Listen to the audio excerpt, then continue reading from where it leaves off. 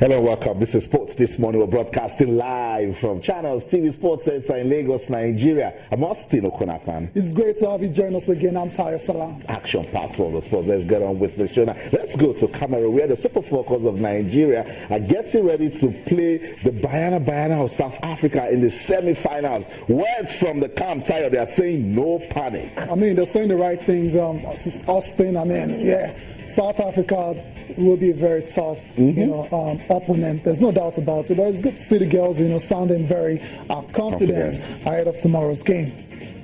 Okay, still on the show this morning. What a season we had in the 2016 F1 season. It was between Mercedes drivers Nico Rosberg and Lewis Hamilton. Tayo, that one went down to the wire, but it's Nico's victory. Yeah, it's Nico's victory in terms of the overall Formula One title. But, let's spare thoughts for Lewis Hamilton. Had a great race, won the Abu Dhabi Grand Prix, but it wasn't enough for him to retain his crown. So, good luck to these two guys next season. It's going to be massive. Okay. From Formula One, we go to tennis now, where Argentina have won the first Davis Cup title after coming from behind to beat favorites going into that particular tournament, Croatia. Croatia went into the final 2-1 up and won the doubles. And just when it looked like Marin Cilic was going to go on and seal it for them, Juan Martin Del Potro came back from the dead. Champion mentality. We're going to talk about that later on the show. Let's go back to the racetracks, do it with some speed. What a story. Particularly the drama we saw. Tayo, you watched that one from start to finish. Fever pitched. Nerve-wracking. That's how I'm going to put it. So you can imagine how I was watching it. Imagine how Nico Rosberg was feeling, driving. I mean, it was incredible. Hamilton, started from pole. Expectedly, he had a very good lead. He led for a long time. And when it became obvious when they were getting to the later stages of the race, he decided, okay, what am I going to do now? Rosberg is still behind me. I need him to finish out of the top 3. I need to make something happen. So he decides, okay, I'm going to back him up now. So he starts to back him up. He wasn't moving fast enough. Rosberg couldn't overtake him. And right behind Rosberg, you had Sebastian Vettel. My goodness. I mean, I can imagine the pressure Nico Rosberg was under, but he handled it like a pro. And it was a very controlled, race by Nico Rosberg. Initially, he had to overtake Max Verstappen early on in the race. I thought his execution of that was superb. That's right.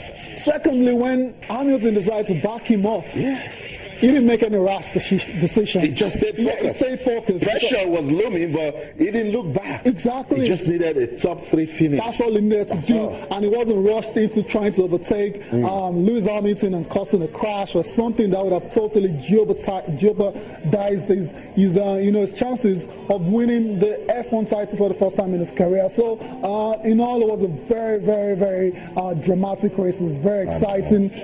I think it was a perfect ending to the Formula One season, and you can see everyone was there. I mean, we saw Jorge Lorenzo was there, we saw Roger Federer was there as well too, and this man right there threatened, to overtake Rosberg at the time, because when he pitted and when he came back on the super soft, he was on fire. I mean, he had a lot of pace, but Rosberg, like I said, deserves all the credit for holding on and defending his position. He showed one thing, character. Even when Lewis Hamilton was winning, he was right behind him. So, look, Lewis, I'm right here. I've done a good job from the start. I'm not just going to throw it away. It was emotional for Rosberg. It was historic. Remember, his dad also won this years ago. And now like father, like son. Now that was in 1982. Keke Rosberg, won the Formula One title. Now his son has done it. That's just what a story. That's just perfect, right? So, and they were all in Abu Dhabi yesterday to celebrate with Nico, and we're gonna go through Rosberg's season.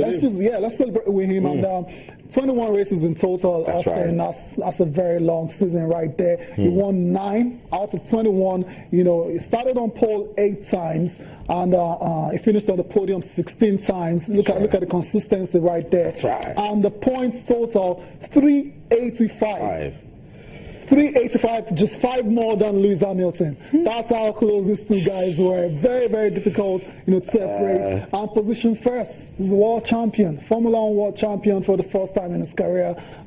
Take a bow, Nico. Take a bow, Nico. Nico deserves to win this one, and he did. But Tayo, Mercedes, they brought something new into Formula 1. Because back in the day, in Ferrari, we know there is a preferred number one driver and there's a number two. In Red Bull, same thing. When we had Sebastian Vettel, even when Mark Webber was there, he was driving on the Vettel. But with Mercedes, they're both good drivers. They're both good drivers. So who is the number one driver? And they're very competitive guys. And you can't afford to have a number one driver when you have two competitive animals. These guys have been rivals. Okay, they were friends initially when they were younger. Now, as adults, now they're proper rivals. And Hamilton has won 3 championships already. Yeah. Rosberg hasn't won any. So you don't expect him to want to play second fiddle to Hamilton. It's not going to work. So that's why we've seen a couple of clashes already this season. We've seen their friendship is turned into, it's been strained a bit. You can understand why, two teammates going for the same title. And for me, I like it. Let them drive. And that's what the Mercedes hierarchy have done. Just make it competitive, because there was even a time analysts were saying, and you said British analysts, right? That the engineers were faster whenever Rosberg pits than when Hamilton is there. I was thinking of their teammates. Thankfully, no issues with the pitting. With the pit stops. Yesterday was very similar. It's very smooth. I mean, Hamilton came in first, boom, it was gone in seconds. When it was the turn of Rosberg to come in, a lot of people out there, especially fans of Hamilton, were hoping, for a bit of mishap to happen. Just a little bit of delay. Yeah, just a bit of delay now, but it wasn't meant to be. It was smooth. It was a good race. Off he went back to the track, and like expected, 1 and 2, that's how they finished. That's how it's been in the last 4 races, from Austin to Mexico to Brazil, and now to the finale in Abu Dhabi. And Nico Rosberg. It was a final show. I'm really chuffed for him, I have to say that. At some point, it got emotional. Like, it would be so hard for him not to win this. Just imagine Hamilton just overtaking and then not to win, or a simple crash just happens and that's it. Yes. Very painful. That's it. Trust us. It's not just football athletics on this show. Formula 1 is also a sport, and we will talk about it. Let's listen to Nico Rosberg. Take reactions, then we'll come back. We'll talk some more. Don't go anywhere. Stay with us.